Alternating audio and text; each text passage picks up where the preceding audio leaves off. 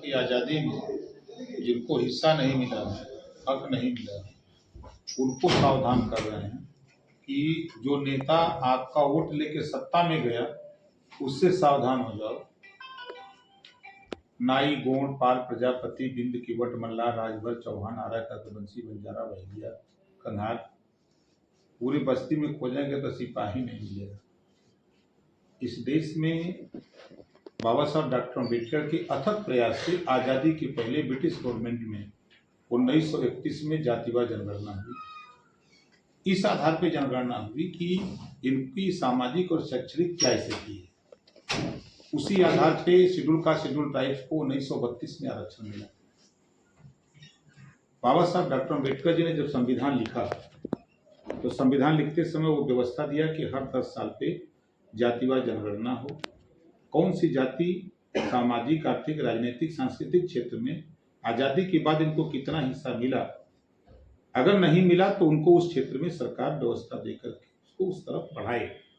लेकिन 7 दशक बीत जाने के बाद हर पार्टी की सरकार आई और गई। सत्ता में जब लोग रहते हैं तो हम लोग दिखाई नहीं देते हैं, गरीब, कमजोर, वंचित, पिछड़े, गरीब, अल्पसंख्यक नहीं दिखाई देते हैं।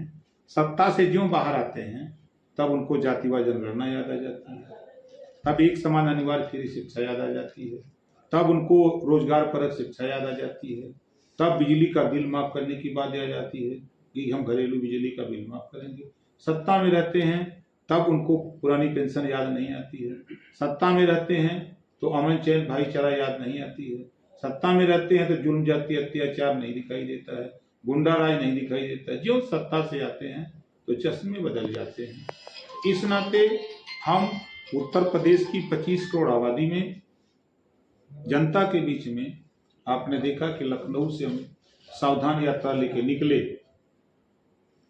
लखनऊ, बाराबंकी, लखनऊ से ही स्वागत जनता के द्वारा 400, 500, 200, 300 इस तरह लोग मिलते गए और गाजे बाजे के साथ रथ यात्रा का स्वागत करते हुए हम लोग अम्बेडकर नगर 26 तारीख को आए, जहां कम से कम 25,000 की भीड़ इकट्ठा होकर के सावधान रैली के रूप में एकत्रित हुई।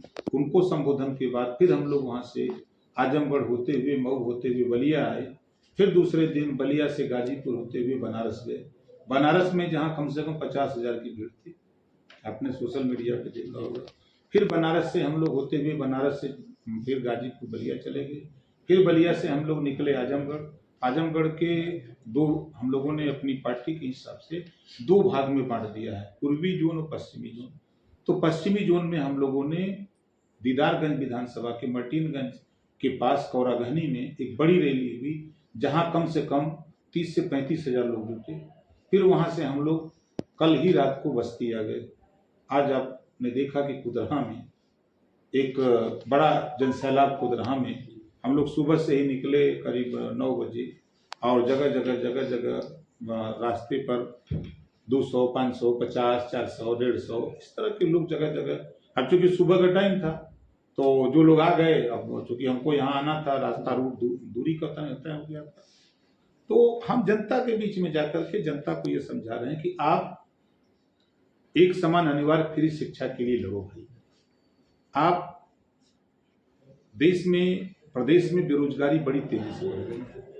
आज सबको नौकरी सरकारी नहीं मिल सकती, लेकिन अगर तकनीकी शिक्षा लागू हो जाए कक्षा 4 से, कलम बनाना, घड़ी बनाना, मोबाइल बनाना, मोटरसाइकिल बनाना, लैपटॉप बनाना, कैमरा बनाना, इस तरह के 100 विषय बने। डिजिटल इंडिया की बात होती है। कक्षा 4 से अनिवार्य कर दिया जाए। जैसे हाई स्कूल में इंटर और हाई स्कूल में हिंदी और मैथ अनिवार्य है, उसी तरह कक्षा 4 से हर बच्चे को एक विषय तकनीकी शिक्षा पढ़ना अनिवार्य कर दिया जाए, तो हमको अंदाज है कि जो बेरोजगारी बढ़ रही है उसमें थोड़ी गिरावट आएगी इस तरह के आने से। तो रोजगार परक शिक्षा की लड़ाई के लिए हम लोग समाज को जागृत कर रहे हैं। आज आरबीआई से, रिजर्व बैंक ऑफ इंडिया से लाखों करोड़ रुपया लोग बड़े बड़े उद्योगपति लेते हैं। जब उनके ऊपर विपत आती है तो उनके कर्जे माफ हो जाते हैं, उनके कर्जे माफ हो जाते हैं। वही जो गरीब कमजोर का ना पैसा आरबीआई में है, निशाना किसकी तरफ है?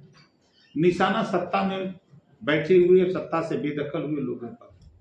कि सत्ता में हो, बेदखल होते हो सत्ता में रहते हैं तो किसी को याद नहीं आते, जो बेदखल होते हैं तो काट से याद आ जाते हैं।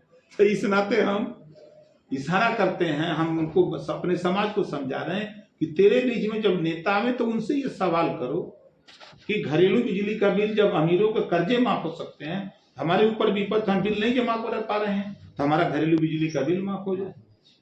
हम गरीब कमजोर लोग बीमार होते हैं, पैसा नहीं है, हम इलाज नहीं करा सकते, ऑपरेशन नहीं करा सकते, तो हमारे ऊपर जब विपद पड़ रही है तो देश में प्रदेश में कानून बने कि गरीब कमजोर किसी जाति का हो तो उसका इलाज फ्री में किया जाए। इस तरह का कानून प्रदेश में बने, इसको लेकर के हम लोग जनता के बीच में उनको समझा रहे हैं कि जागो तभी सवेरा है। अच्छा, अभी कि हम एक पार्टी के राष्ट्रीय अध्यक्ष हैं और अपनी पार्टी से 6 एमएलए हैं, विधायक दल के नेता। तो समाज का भर और राजभर जाति का हाई कोर्ट ने आदेश दिया कि 2 महीने के अंदर उत्तर प्रदेश से प्रस्ताव पास करके दिल्ली से इनको 2 महीने में एसटी की कैटेगरी में शामिल कर दिया है। लेकिन समय बीत गया, सरकार ने नोटिस नहीं लिया, कोई नेता पहल नहीं किया। सही बात तो ये थी, लोग डरते हैं, जितने भर नेता हैं सब डरते हैं कि अगर हम गए मिलने योगी जी से या मुख्यमंत्री से तो हमरे पटिया से निकाल लेते हैं, ये डरते हैं सब। और बाहर आके भाषण बड़ा तगड़ा मारते हैं, हम एकदम सर्टिफिकेट जारी कराने वाले हैं। भाई आज शेड्यूल कास्ट और शेड्यूल ट्राइब्स, तो शेड्यूल ट्राइब्स में जाने से उसको पढ़ने लिखने का अच्छा सुविधा मिल जाएगा। शेड्यूल ट्राइब्स में मिर्जापुर, सोनभद्र, कुछ इलाके में शेड्यूल ट्राइब्स हैं तो उनकी संख्या कम है, उसमें चले जाए। चूंकि ये विमुक्ति जाति में है, 19 जातियां विमुक्ति जाति में शासन ने निर्धारित किया था, जिसमें 1 से लेकर 19 तक 17वां छूट गया भर, शेष जातियां अनुसूचित जनजाति में चली गई, कुछ अनुसूचित जाति में चली गई। इस आधार पे कोर्ट ने आदेश दिया तो किसी भर नेता की हिम्मत नहीं पड़ी। लेकिन क्योंकि हम तो भाई स्वतंत्र हैं, हम और लोगों की तरह के नहीं नेता पटिया से निकाल देंगे, टिकट काट देंगे, हमारा टिकट कौन काटेगा, हम दूसरे का काटेंगे।